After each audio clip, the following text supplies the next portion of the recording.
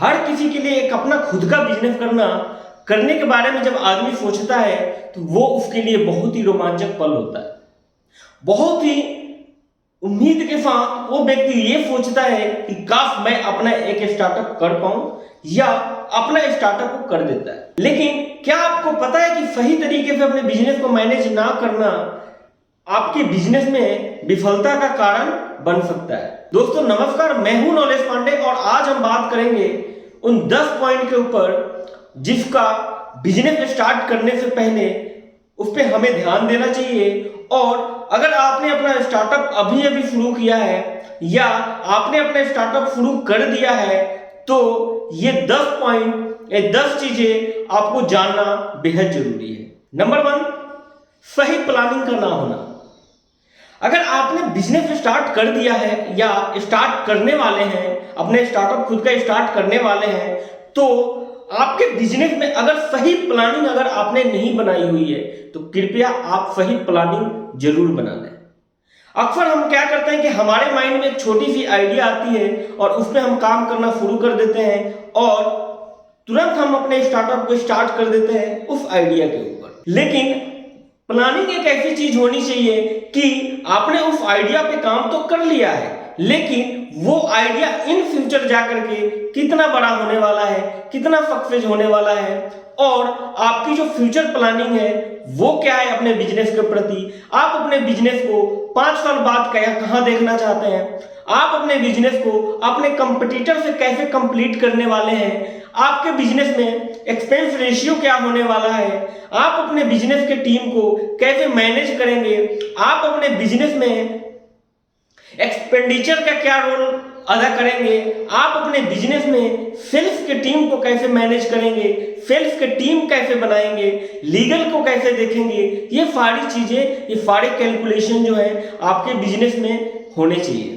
तो अगर आपने स्टार्टअप अपना शुरू कर लिया है तो प्लानिंग यानी बिजनेस प्लानिंग बहुत जरूरी होता है किसी भी बिजनेस को सफल बनाने के लिए। तो ये प्लानिंग जो मैं अभी बता रहा हूं इस चीज को जरूर ध्यान में रखें और अपने बिजनेस को प्रॉपर एक डॉक्यूमेंट्री तैयार करें, प्रॉपर एक प्लानिंग तैयार करें कि आप अपने आप को आज से 5 साल बाद, 10 साल बाद कहां देखना चाहते हैं। प्लानिंग जरूर बनाएं।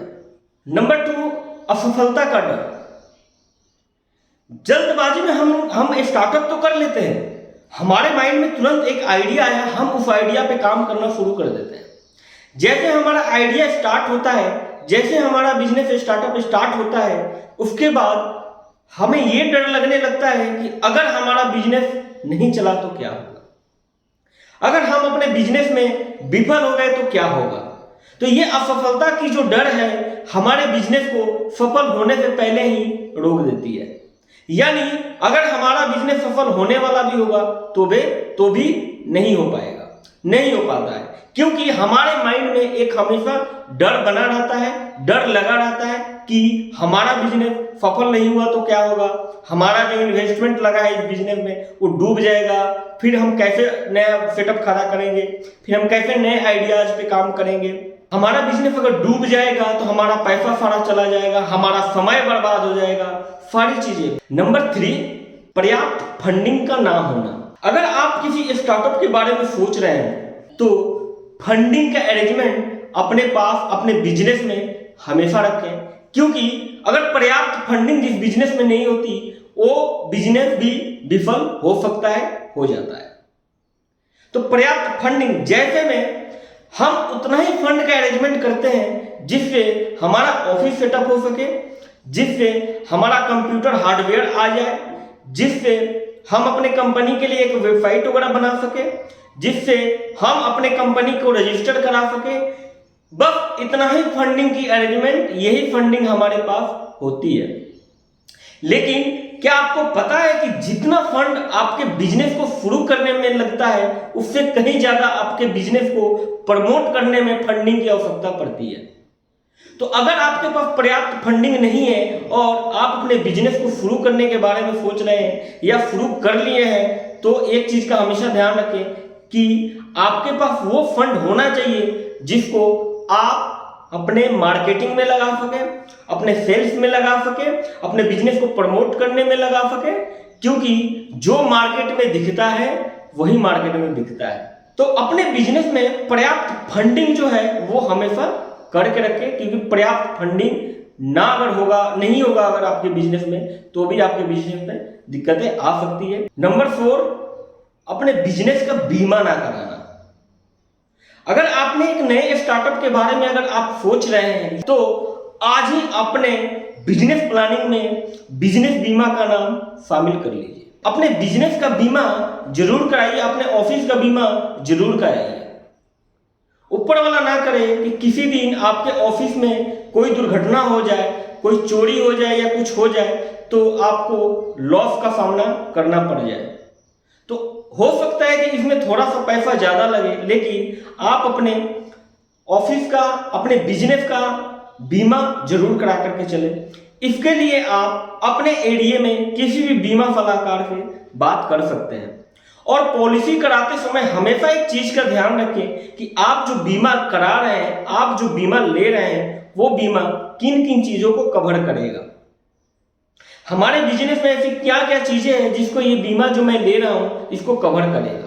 तो अगर आपने अपने बिजनेस को स्टार्ट किया है और मार्केटिंग में पैसा अगर आपने लगाया है और आपके पास इतना पर्याप्त पैसा नहीं है कि अभी आप बीमा ले सको, तो डायरी में, कोई बात नहीं, डायरी में नोट करके जरूर ले लेना। 2 महीने बाद, 4 महीने बाद बिजनेस का बीमा जरूर लेना, क्योंकि ये वो चीज होता है ना कि आपको आने वाले किसी भी दुर्घटना से हमेशा बचाता है, हमेशा बचा करके चलेगा। तो इस पॉइंट को आप जरूर आप अपने रिकॉर्ड में, जरूर आप अपने बिजनेस प्लानिंग में, जरूर आप अपने कंपनी के पॉलिसी में ऐड जरूर करें। नंबर 5, अपने प्रोडक्ट और सर्विस के लिए कम शुल्क लेना। अक्सर हम जब अपनी प्लानिंग, अपने मार्केटिंग स्ट्रेटेजी को जब बनाते हैं, जब डिजाइन करते हैं, तो हम यही सोचते हैं कि अगर हम अपने प्रोडक्ट का कॉस्ट, हम अपने सर्विस का कॉस्ट अगर कम रखेंगे तो हमारे पास भारी मात्रा में क्वांटिटी आएगी, यानी कस्टमर हमारे पास जो है वो भारी मात्रा में हमारे बिजनेस में एंटर करेंगे। लेकिन क्या आपको पता है कि कम शुल्क लेना कभी कभी बिजनेस को विफल बना सकता है। वैसे अच्छी बात है, कस्टमर आए, अपने प्रोडक्ट की, अपने सर्विस का कॉस्ट कम रखना और कस्टमर का रेशियो जो है वो बढ़ा लेना, अच्छी बात है, प्लानिंग अच्छी है। लेकिन ये चीज जो है हमेशा सही नहीं होता, क्योंकि अगर आप अपने प्रोडक्ट और अपने सर्विस की प्राइस को अगर कम करके रखा हुआ है और हमेशा आप इस चीज को कंटिन्यू करके रखते हैं, तो आपकी जो ब्रांड की जो वैल्यू एक बढ़नी चाहिए वो कभी नहीं बढ़ेगी। आपने अक्सर एक चीज को नोट किया हुआ होगा कि अनब्रांडेड चीज जो होती है वो बहुत सस्ते रेट में मिलती है, या और जो ब्रांडेड जो चीजें होती है वो हमेशा महंगे मिलते हैं, महंगा मिलता है। तो आप एक चीज का हमेशा नोट करना कि अगर आप स्टार्टअप है तो स्टार्टिंग में कस्टमर लेकर के आने के लिए ये चीजें अप्लाई कर सकते हैं, लेकिन अगर आप इस चीज को कंटिन्यू करके रखते हैं तो ये आपके बिजनेस को नुकसान दे सकता है। नंबर 6, अपने बिजनेस का सही रिकॉर्ड मेंटेन ना करना, ना रखना।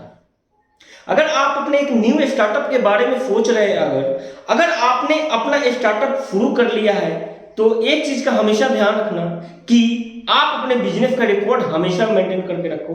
आप अपने अकाउंट्स को हमेशा मेंटेन करके रखो कि हमने क्या इन्वेस्ट किया है अपने बिजनेस में, हमारे पास क्या बिजनेस आया है, हमने क्या एक्सपेंस किया है, हमारे कंपनी का एसेट्स कितना है, हमारे कंपनी के ऊपर लायबिलिटी कितनी है, हमने अपने बिजनेस को स्टार्ट करने के लिए बाहर में फंडिंग कितनी ली हुई है। इस चीज का रिकॉर्ड आप स्टार्टिंग से करके चलिए।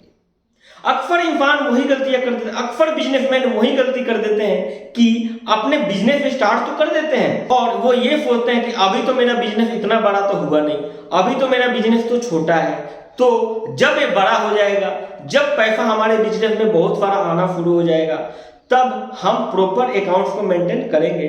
तब तक वो क्या करते हैं, टेम्पोररी रूप से चलाते हैं।